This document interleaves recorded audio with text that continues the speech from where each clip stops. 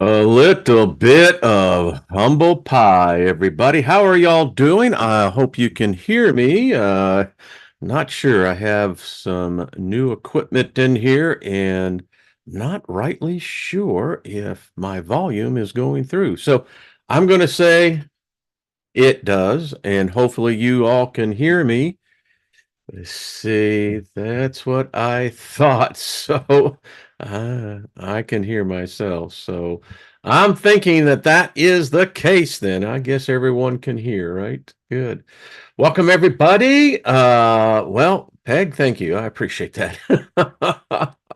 uh, so anyway, as we move on, always new stuff. It's like why can't we just leave the old stuff alone? No, no, it doesn't work that way. All right, there I am. So I see myself. Interesting. I'll have to now turn that up. There we go. Hmm. So how are you on this Friday? Got to tell you, yesterday afternoon and early evening was a trip here. We had the hail, we had the tornadoes, we had the wind, we had the rain. I mean, it was crazy, but we survived it. A lot of damage to just a little bit east to us. They really got socked. We only had like golf ball size hail. They had softball. And you know what a softball size hailstone does to a car, a windshield? Yeah. Hey, David Barry, how are you, brother? Mary Wins, hello. Mark, how are you doing? Everyone, Susie Q and John, Joyce, Lady Ellie, good to see you, darling. Scotty Boy, what's up, brother? Lost in Space. Lori, Linda Espinoza, Robert, how are you doing? Nina, how you doing, sunshine? Brian, what's up, brother? So it's Friday, you know, so let me just speak favor over us all. Nothing missing, nothing broken. Like that. That's planting a seed. Go, go all the way from Croatia. How you doing, brother? And Penn Greedy, hello. What's up, Paul, Joe, and Shirley? Gaia, how are you? How's Paul? I trust y'all are very well. I saw Brandon, Ballot Brand. It's good to see him again. Gilbert, how are you, brother? Have you had enough of shoveling the snow, or did you shovel it all? Just let Mother Nature take over. Got walloped out there, didn't y'all? Woo! You gotta say, I didn't miss it. No way. Howard, how are you? Good to see you. Thank you. John Romper. Hey, I'm just been around long enough that I can actually say I know what romper room is all about. I love it. Okay. There we go. Well, Gaia, absolutely good to hear that, darling. So, anyway, yesterday was crazy. Nuts. And, you know, we talk a lot about, but when you learn to listen to that inner voice, it's amazing how it will guide you accordingly. It's pretty cool. It really is. And I speak reflectively because I was having, you know, I had to deal with some stuff in my spirit. I'm not sure about the soul, but spirit, yes. Um, and you listen to that voice within. And the thing I have found or and finding more and more, it really never lets you down. Not at all. Far out way to be. So, hey, Steiger, there you are on the big screen. Here I am on the little screen. So anyway, I am so glad to see everybody here. Someone says it 80 degrees, no humidity in Richmond. Wow, that's cool weather. Let's get outside, do a little golf, yeah. Um, I'm just looking into the chat. So I just thought today there is some weird, weird stuff going on. And it got me to thinking how other people perceive reality. I guess you could say on a fundamental level, there is no one constant reality. There seems to be a setting. Now, whether that's real or not, I don't know. But each individual spirit, person, perceives a reality according to them, which would imply that there are trillions and trillions of these, what I would call spheres. And we're immersed into an environment that creates what we call reality. But how do you define reality? And it's interesting because, you break the word down, it means reality is reality. All right. So how do you define that? Who's the one who sets the benchmark as to what reality is? And then if you think about it, if there is someone who is setting the benchmark, defining the term, the meaning, then it's really then a question of your adaptability to basically abort your sovereignty and adopt another's perspective, another's reality. It's a problem I have with religion. Religion comes in and says, well, this is what reality is. Supposedly there's a God. Supposedly there's an antithesis to the God. Can't have a play unless you have two opposing forces. It's boring. So anyway, so you're led into this belief, depending whatever particular doctrine, dogma, religion, political persuasion you become. Politics is a religion. Yeah, it actually trumps all the other religions. But anyway, so anyway, you then have these beliefs that come in, and what they do is that they imprint this whole thing as to what this reality really is, and you're supposed to adapt to it. And if you don't, then there are these terrible consequences. Yikes. That sucks. That's all I can say. That sucks. Let me do something here right quickly. I'm going to go into something real quick here. There we go. That's what was missing. All right. So, and it's reason probably why I didn't do well with religion. I mean, 50 years of one's life in a span of eternity, beyond eternity, is nothing. I experienced it. It was cool. But nevertheless, man, I'm a rebel. Many of you are rebels. We're rebels of free thinkers. And that we are, my friends. We are free thinkers. Uh, we question everything. That's why we're here. That's why we enjoy our coming together as friends. Dare I say family? We share this common bond. And then though our perception of reality is perceived uniquely to oneself, yet we can still immerse ourselves into the realities of everyone else.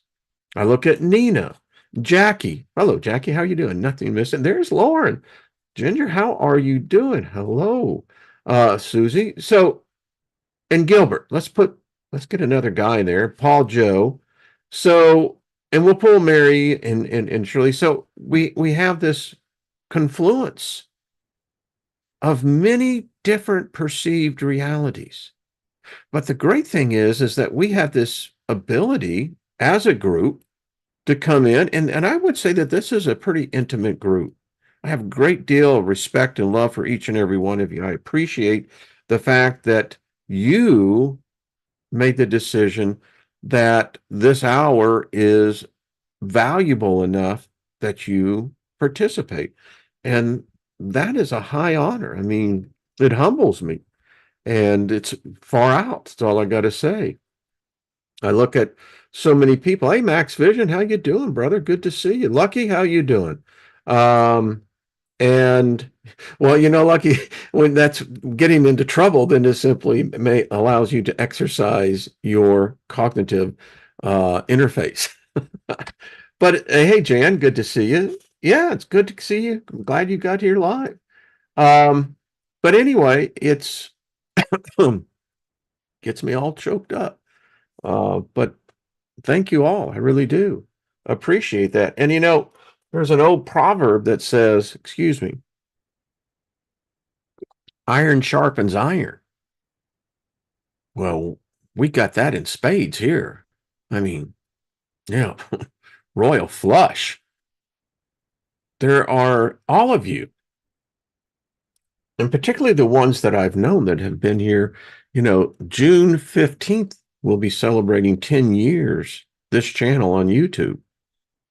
Someone said, why don't they always say, why don't you go out there and market? Because I don't want to be this real big channel. I like the intimacy of the group here.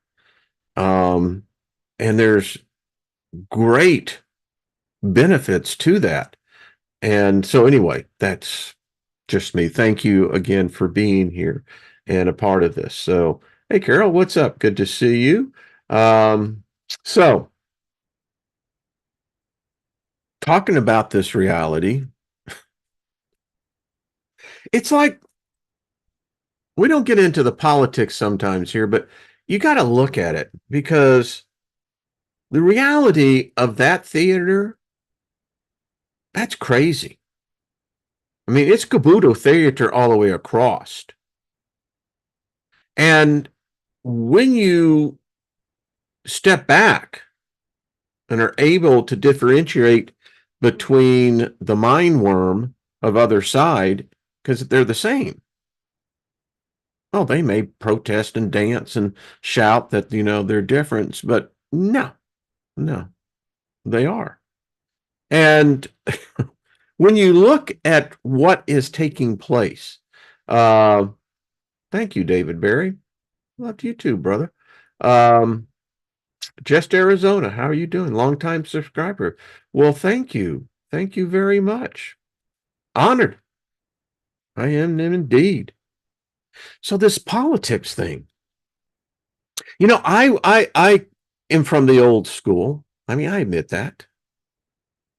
I met someone yesterday that was like 15 years younger than I, that looked 10 years older than I. And I'm convinced it's because, when you get involved in groups like this, you have to think. That's what I love about this group. It's like, the midget that went into the men's room. It keeps you on your toes. And if you can consistently discipline yourself for that, I mean, it's far out. It truly is. But back to the old school. I'm from no school. I love that. Hey, Mr. Floyd, what's up? Good to see you. Um, so true. So true. Graham, good to see you as well. Rick, what's up, brother? Grace, hello. Um, but the politics. So the thing that I marvel at now is that I watched this Kabuto theater. Now, the players each have a specific role that they play. And the interesting thing about it, let's talk the justice system. Now, we have the statue that actually goes way back all the way to the Greeks of, justice is blind. My ass. She's a cheating bitch, apparently. That's all I got to say. she ain't blind. And those scales, they're like a pair of crooked dice. There's no way you're going to win on it, because that's what it appears. And when you look at these characters that are involved in this, they've all sworn an oath. They all proclaim to be Christians, born again. Jesus Christ is their Lord and Savior, yet they lie, they cheat, they commit adultery, every fucking sin you can talk to and about, they actually do it. They're so compromised that they no longer have any integrity. But they'll tell you they serve God. My question is, who the fuck is their God? And if you look at these political parties here in the United States, they're both corrupt. And I don't know which fucking God a Republican prays to or a Democrat, because I don't want any part of any of those gods. But they will inflict their fucked up thinking upon us to make us believe that this is fucking reality. And it's not. It's so far from reality. And yet, these idiots are so-called in charge. They're the most dullest of spiritual people I've ever seen. I don't think they have a soul, because they lie with such easiness. It's second nature to them to deceive, to say one thing and then do another. Growing up, we had books we read, fables and fairy tales, and the emperor has new clothes, right? Didn't have anything at all. And the moral of that story is that we have an individual choice as to what we, define as reality. How are you going to play that, Sam? And I'm telling you, there needs to be an alternative. If reality is manufactured, contrived, manipulated, then we've got to get smarter. We've got to get much better at our craft. Otherwise, they're going to hurt us. I'm just speaking from the heart here. They're going to hurt us. If that is true, and we're going to get into some thought on this, then we have to begin to learn how they're crafting it and get good at it, really good at it.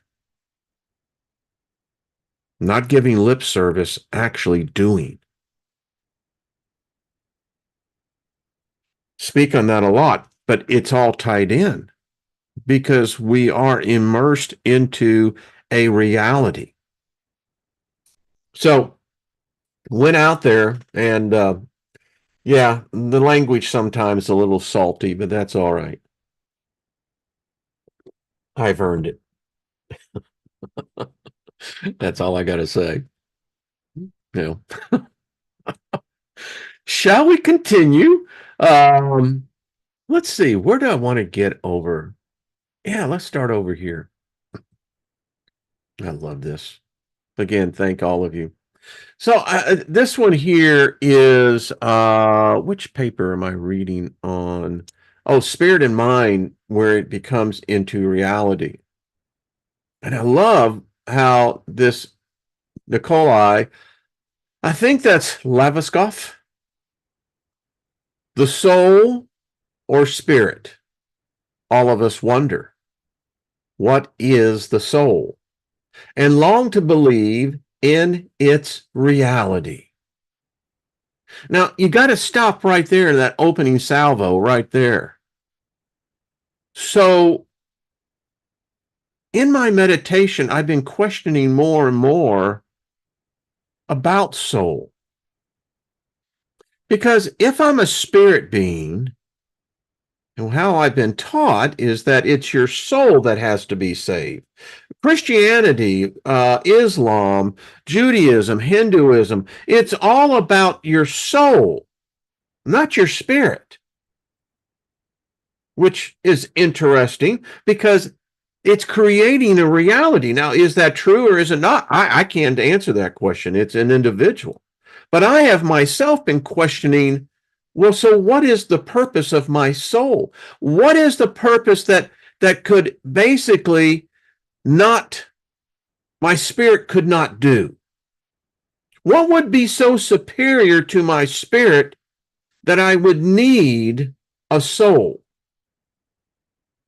Just questions I ask myself. I have a pad and paper that I use in meditation now because I'm finding that it's sometimes the most simplest of questions that are so difficult in answering. Let's continue. It's like, gee, that was just the first freaking sentence, Steiger. No one appreciates the idea that we vanish irrevocably from the face of the earth once we have passed away. It's true. My parents are gone. Grandparents. As I continue more days on this planet, I mean, the bands. So many of you are lovers of music as I am, and we loved and still do our rock and roll. It identifies us. It's something that we can identify with. It's a timepiece. It allows us to jump over time and space.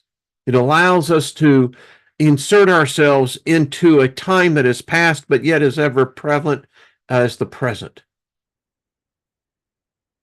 But once you're gone, you're gone. Yet we can find nothing to assuage our hunger for knowledge of such things. Not in the anecdotes of those who have returned from clinical death, not in the reemanations of priests or theologians. So what can we expect in the hereafter? Eternal darkness, purgatory, hell, or logos? And what exactly is the soul? Many people who have experienced head injuries or clinical death report seeing and hearing souls of the deceased and viewing the channels through which they depart. But where do they go? Where are heaven or hell? If they exist, and why can't the rest of us see, hear, or sense any of this? Current medical wisdom tries to explain away real, objective phenomena as merely the effect of oxygen deficient in the brain. Do past lives really exist? And if so, why do most of us have no knowledge or recollection of them? What actually is memory? How do we record, store, and access from memory something meaningful to us but long forgotten? What is the brain per se, and how does it work? How do our brain cells receive and store information from the outside world? How do we perceive and sense the surrounding world? What, in essence, are our feelings and emotions? Are we able to understand the phenomena of love feelings and how they arise in the depths of our soul? Can we attribute them merely to sexual attraction with which Mother Nature has seen fit to endow us? If it is merely that, how can we explain why a man may feel the stirrings of love only for a specific woman? And not just for anybody he may chance to meet on the street, in the workplace, while traveling or theater going. If it is something other than just physical attraction, what is it? And why can love disappear or turn to complete indifference, or even mutual hatred at times? As for human personality, how does one develop a particular psychic organization and character? Why does one person have great willpower while another weak individual is totally devoid of it? How do the different types of psychic organization evolve, and why, in a given individual, may the psychic type change in the course of one's lifetime? Look at all of us. I dare say that none of us are what we were 20 years ago, 10 years ago. Technically, yesterday. How does homosexuality originate? And intuition, what is it? Where does the spontaneous knowing that we experience come from, and why do we receive it? So many questions arise in our conscious mind, but how can we construe the conscious and subconscious per se?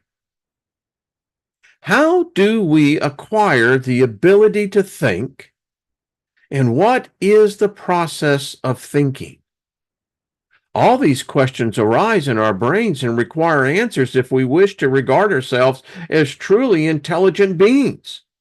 Yet one question looms largely and eclipses all the others: the matter of our soul, our spirit.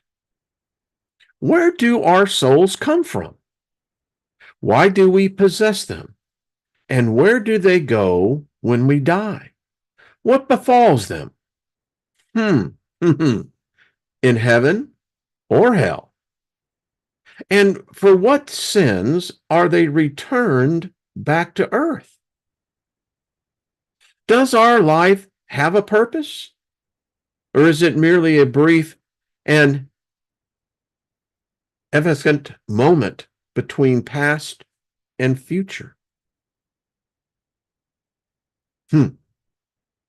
Spirit and Mind is a worthy sequel to a further elucidation of Levinsky's first groundbreaking work, The Final Appeal to Man.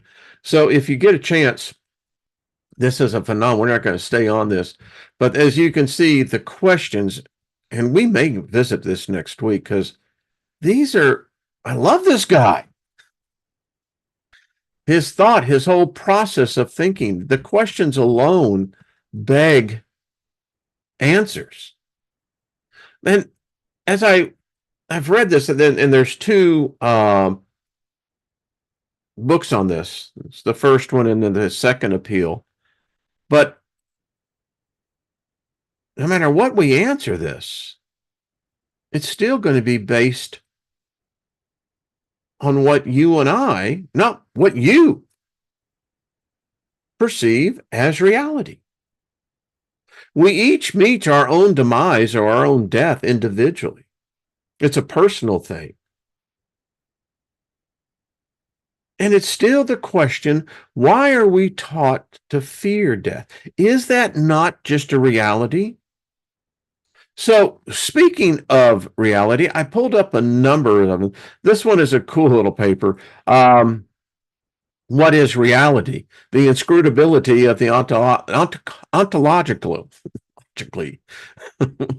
I wanted to bring this in because here's another one. Reality is the past, present, and future manifestation of O. O is potential, and absolute fundamental is on. On is being as such. O is the manifested in awareness as such. Ontos is the manifestation of O and the awareness of such. Ontos is the cosmos. Awareness as such is the manifestation of on as O and ontos. Awareness as such is differentiated and constrained in terms of self and other, progressively emergent in ontoxic complexity, from fundamental particle to cosmos. O is inscrutable by self or other, deductible only from the manifestation as ontos. Ontos is scrutable by self and other, within the constraints of awareness of such. Awareness as such, awarded as encompassing, awareness as process, cognition, and awareness as content and concise.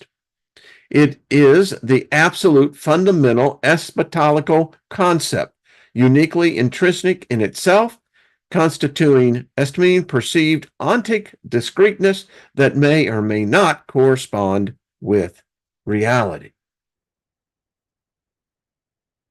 Again, he goes on, and again, this is one of the papers. We're going to look at another one, because it's the thing that I have found is that there is no set thing as reality.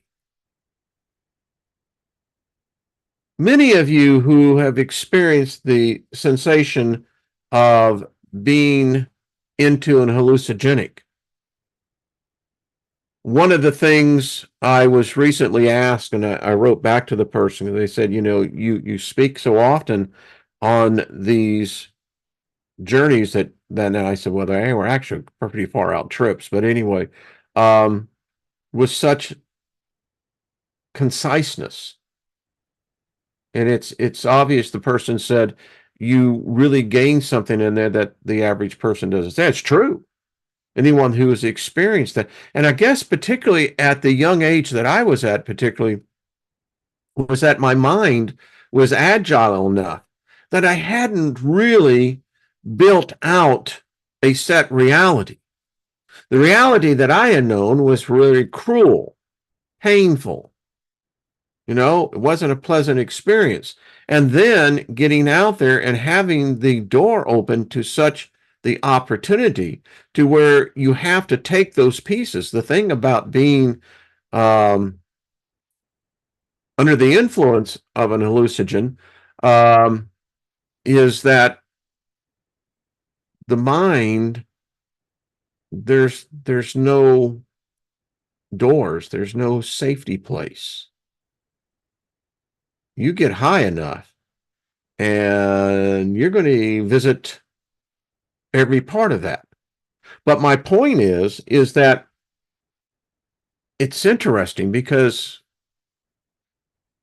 I've dropped over 300 plus hits of acid, LSD, and I learned the spatialness of reality. I don't know if I'm communicating this in the way that it is.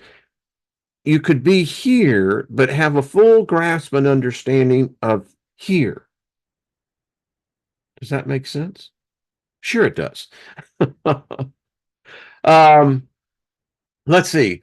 Curie regarding what is reality may refer to reality as a linguistic symbol, or may refer to reality as the referent in cognition of that linguistic symbol. The referent in cognition of the linguistic symbol reality has two dimensions: reality as a concept in cognition, and reality as the manifested in cognition. And I thought about this. So, it's the old proverb, as a man thinketh of himself, so he is. Calling those things that be not as though they are. These disciplines of the mind. How you can call something that doesn't exist and call it into reality. Manifest physically. And I guess in the context, then we would define reality as partially being what is physical. I don't think that that's a far leap.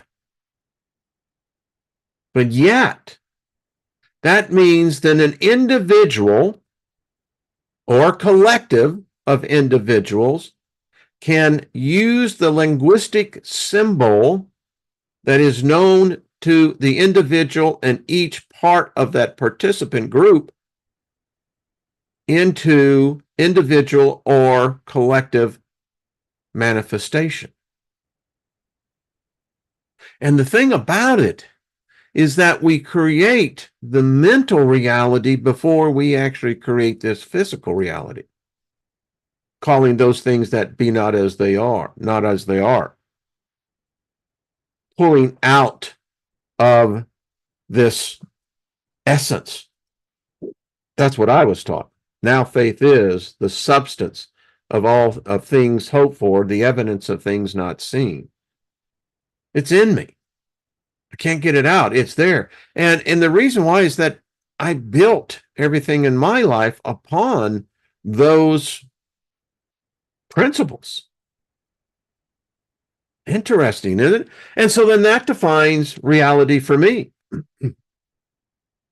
Here's another one. Concept of reality. This is an abstract of this paper. In the essay entitled Concept of Reality, the author probes for a comprehension of reality, the nature of its evolution, and if life is an orderly, evolving, and continuous process with an innate consciousness of purpose. We all want to believe, I dare say we do believe, that there is a reason and a purpose for us being here. The counter to that would be is that there is no purpose to life at all. And that's one of the problems I have with reincarnation. You know, if life is so precious, which I still say is death, then think about this. If that is the case, then why do we, I guess you can say, are allocated different portions of it? And what is our purpose? If we don't have a purpose, then it means that we're just here experiencing. It has no purpose, no meaning.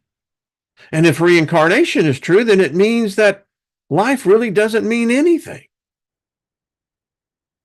Because if you truly believe in that reality, then you can say, oh, I may have fucked up on this time, but you know, the next time I come through, I'll change that. I don't know. Because reincarnation to me actually lessens the uniqueness of life.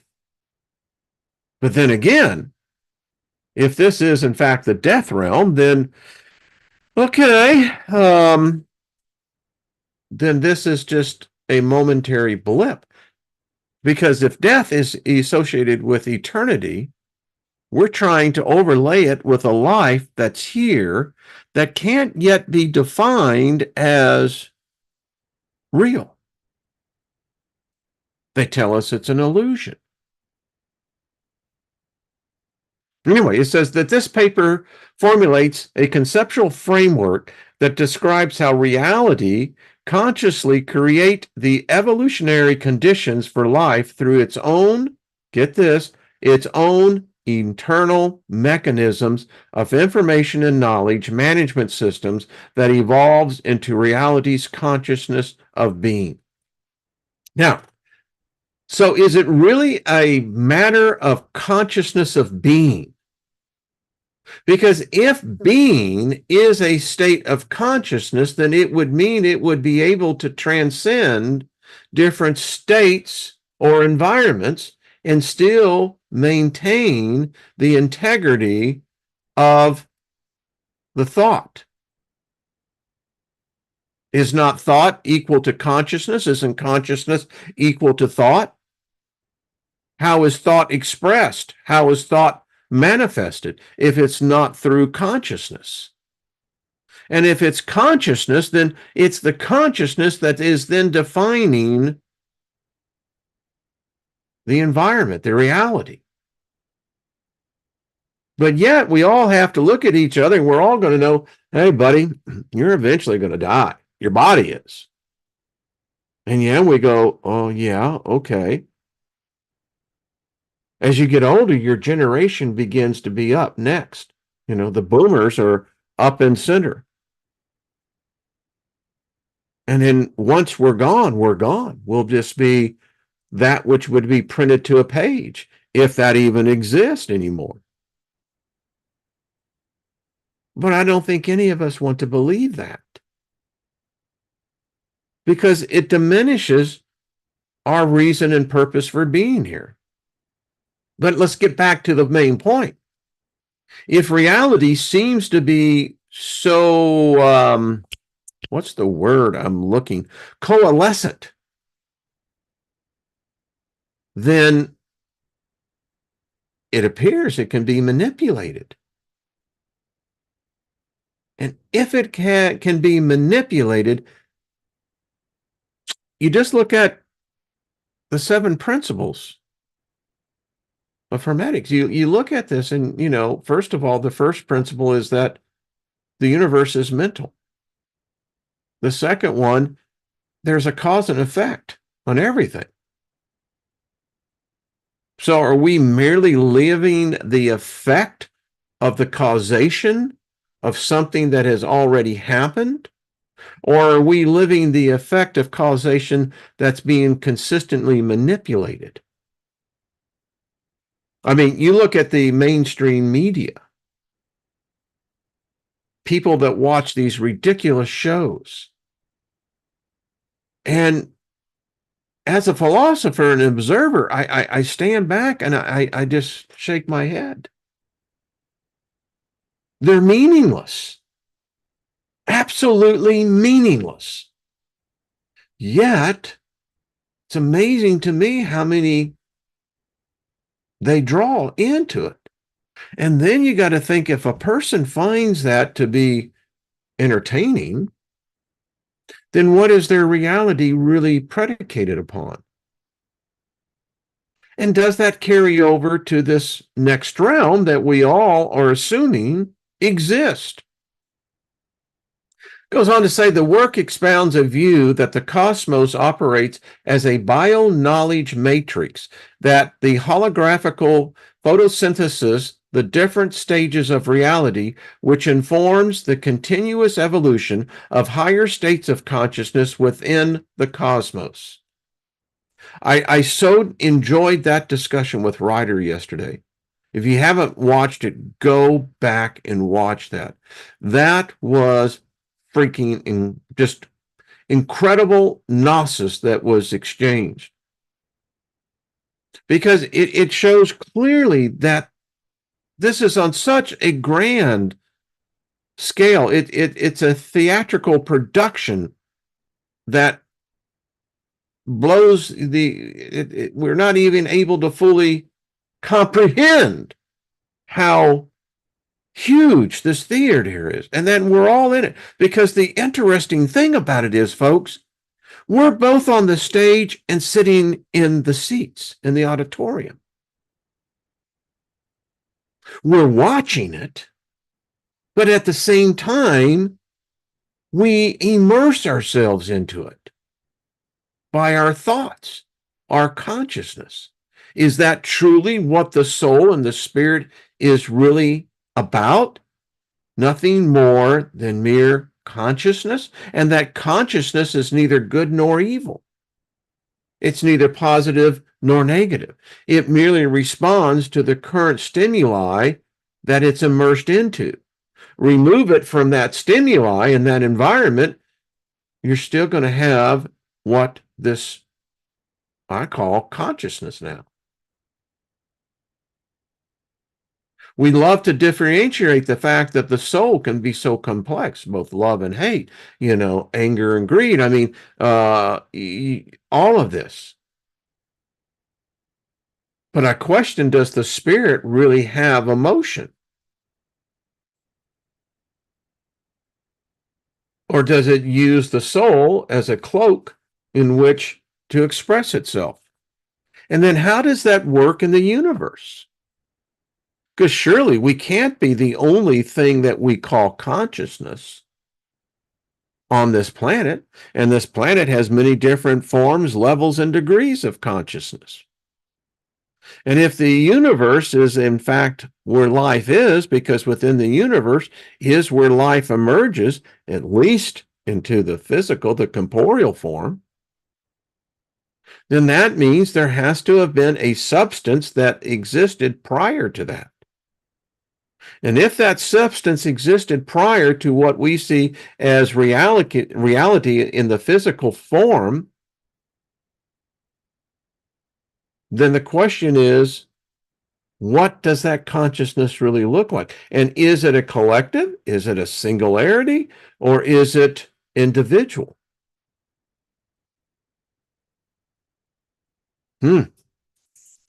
I love thoughts like this. I mean, this is like being in a candy store, with one of the best chocolatiers, You get that chocolate that just kind of melts right on your tongue. You know what I'm talking about. It says the essay concludes with the thesis that reality is an integrated, infinite information ecosystem with a hierarchical, interconnected consciousness synchronized in unison of being. Excuse me? So reality is an integrated, infinite information ecosystem, which means it's basically self-aware. So is there a thing as reality that as it exists, I would say, let's say as a consciousness, maybe as a spirit being, it's known as reality? And that as it spreads its influence upon others and all other consciousness, that part of its being is the byproduct of what we create. Where the fuck did that come from, Steiger? It came from up there. So, it has a hierarchical, interconnected consciousness. So, levels, degrees, interconnected, interwoven, but it's interesting with a hierarchical, interconnected consciousness that is synchronized in unison of being. So what if reality is an actual being? Like Earth is a planet, or you're as a person.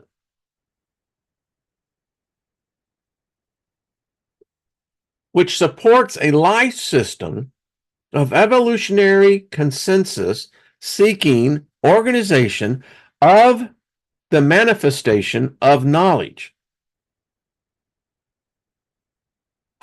achieved through harnessing the equality in free will of being into an harmonious union of diversified existence. That's exactly what I was saying, is that reality could be like the spirit of death, spirit of life. I mean, if you want to use spirit in that context. So it supports a life system that is of an evolutionary consensus, which means there's a collectiveness to this, seeking organization for the manifestation of knowledge. Wow. So the collective that is, in essence, a life form or a form of life, a form of consciousness, and they come together in an organized fashion in order to manifest knowledge. It's interesting. That's what we're doing, manifesting knowledge, achieved through harnessing the equality in free will. So free will would then be a standalone substance. Now, whether free will is integrated within the consensus of the consciousness that is an information system, it would appear that free will is of a force and a dynamic of itself. And it's interesting because when the equality comes in other words, equally dispersed, in free will of being into harmonious union of diversified existence. I can actually wrap my head around that. I mean, I'm sure with many of you, this is interesting. Because it would appear that it would then supersede the concept or the idea of a death. By this alone, the fact that we integrate ourselves individually into these bodies may bring another purpose than just this meaningless existence that so many people face on the earth today. And what they're not realizing is that this is, in essence, a training ground. How well can you manifest? How well can you help others manifest? Do you allow others' manifestations to enter into you, and then you adapt them as your manifestation, which it never was? Abusive relationships, bad offices, bosses, politicians, presidents. These are bad people. These are people that are devoid of something that they have missed. Or the counter to that would be, well, but they're an integral part to all this anyway. I mean, if you think about it, if you didn't have what would be considered an imposing perspective, then most people would never challenge their own. But I love this. By the harmonious union of diversified existence. Now, if I take that word and break it down, so diversified of existence is then not so much my current state of perceived reality. By the very definition of that alone, it says that there are many diversified existences.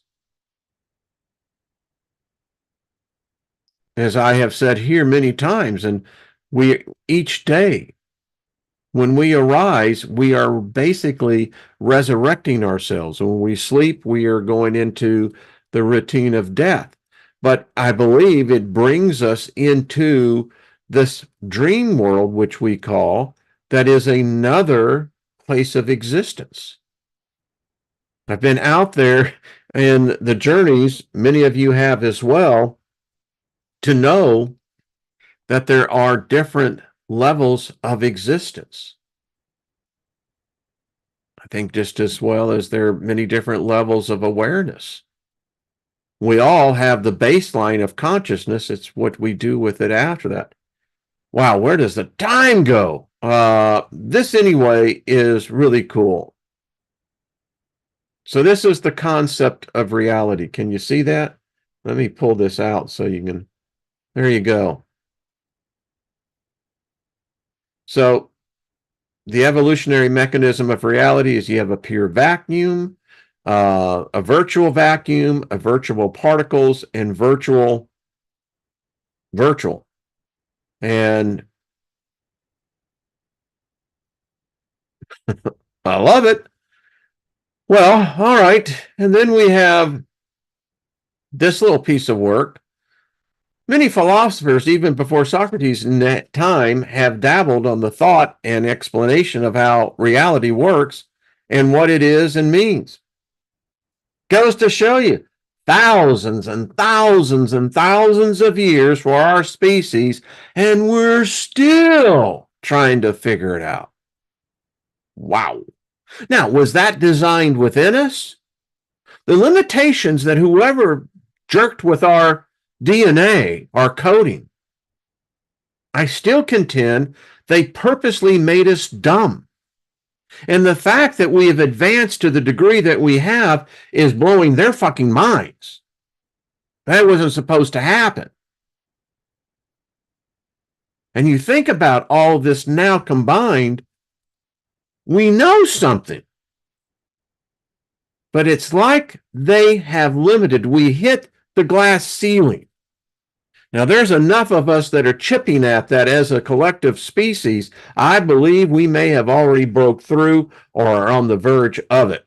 And if that is the case, it is either going to be extreme bliss or all hell is going to break loose, one or both. Who knows? It says, once Socrates began teaching philosophy and how to think philosophically to students in Greece, the Socratic era of philosophy made a huge impact on their society at the time, and in our Western philosophy of this time. And there it is again. We are Westerner. We're It's like the graph that Ryder showed of the guy that was showing this thing in the United States and the UFO. I mean, I got to tell you what, that psychically burned into my spirit. It was like there's something wrong here. How did y'all feel about that? I mean, you look at that and you go, no freaking way, man. So anyway, it goes on. It says, so the teachings of reality, ethics, morals, and the thought process. He opened up an entirely new way of thinking to the public. I can see my time is running out. Damn, this was good. The thing is, I don't know if we're any freaking closer to it or not. That's all I got to say.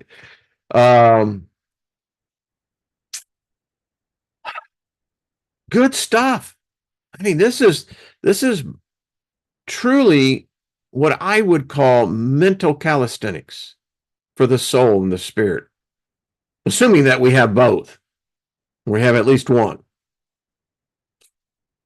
Which one? I don't know. You choose. But Grace says, I'm an old spirit, not doing this anymore. No way. You know what, darling? I'm right there with you. Rick says, today is my 32nd wedding anniversary. Well, congratulations, brother. You found your soulmate. That's cool. I did with Lynn. I mean, sometimes you have to go through some of that. RF is killing us. It's true. There is nothing new under the sun. Ecclesiastics. He says, yes, Wayne, I am cool. See, that's what I love about this group. We may be small, but there isn't anything wrong with that. David Berry, brother, got to get you back on. Let me know what your schedule is. Love to get you on. So let's make it happen. Want to get Nina and JD on, and hey, if anyone else of the Soul Tribe would love to come on, just raise your hand. Send me an email. It's okay. What is Michelle has? I think we are on the cusp. Yeah, darling, I think so too. I've been told of this code that helps us spiral up and out with our consciousness. Our code has been, I love that. Yeah. That's the thing that's gotten me. I mean, we know someone deliberately jacked with the code. We understand the aspect that, if you want to call it in the framework of God, God is sitting at a computer typing in code. Damn complex code, albeit, but nevertheless code. And one thing that I know, having been an inventor of, software and a sundry other type of things, is that a programmer can make reality out of simple keystrokes. That's how easy it is. But if you're only merely seeing the end result, you have no idea how many hours that individual was transferring his or her energy into that keyboard, into that program. Why wouldn't God do the same thing? I'm not believing that God is some kind of Merlin, going like this. Well, look at there's a freaking body. I just don't buy that, but then again, who am I? John Price's announcement. Yeah, there was going to be, but now there's not. John, there's a story behind that, but yeah, and it's all good. It's all good. Tori sees. Well, thank you. Exactly. Tori, appreciate that. Monkey Experiment, what's up? Well, you have a wonderful weekend too, my friend. Absolutely. Susie, I took a medical coding course and failed. Yeah, but still, Susie, you understand the principle behind it. So if we're all carrying this, look that's what they want our blood for. Particularly in the United States, they want our DNA. Then you got these larger organizations that want our DNA. Why? I don't know. Is there a new landlord? Because, listen, if the one who had the DNA to begin with, what, did he screw it up? They screw it up? Did they lose it? I don't know. All I know is that it affected us. As a species, we should be living at least 1,000 years. Easily 1,000 years. Our IQ should be at a level of 10,000. That's where we should be. That's the reality I believe that was taken from us, that was robbed us. That was our destiny. It was our fate. And someone came in and got either jealous or envious or all of the above and said, hell no, I ain't going to let that happen. Because then they become like us. They'll become stronger than us. They'll become greater than us. And I'm convinced that is exactly what's happened. More on this later. Lauren, have a great weekend too. Trust your husband's doing well. Good to see y'all. Paul Joe, thank you. Says, I applied for a job and they needed my blood. Wondered why. Ain't that weird, huh? I mean, it's like when you go in for testing. You have no idea who's looking at your blood. No idea. And then what do they do with it? The ones that they don't use. I'm smelling a rat. A big rat. Brian, you're welcome, brother. Well, I do try to make them at least, interesting enough that you're not going, why the hell am I here? But anyway, Loretta, good to see. I'll be levitating them. Exactly. It was a hospital. Oh, there you go. Yeah. Knowledge is power. Yeah. I have this saying that ignorance is a self-inflicted disease easily cured by knowledge. R. Wayne Steiger, 2019. Anyway, Walking Water, how are you? Thank you. Lost in Space, right back at you. Cowboy, how you doing? Selling it. Yeah, I think you're right. And then they can identify you, It's like, what the hell? Mary wins. Much love to you, darling. Thank you. All right, folks. See you on Monday. And man, enjoy the weekend. Thank you again, all of you. I deeply appreciate y'all. Really do. Thank you for this group, this family, and this place where we can come together and have a good time. This is fun. I mean, seriously, this is really fun.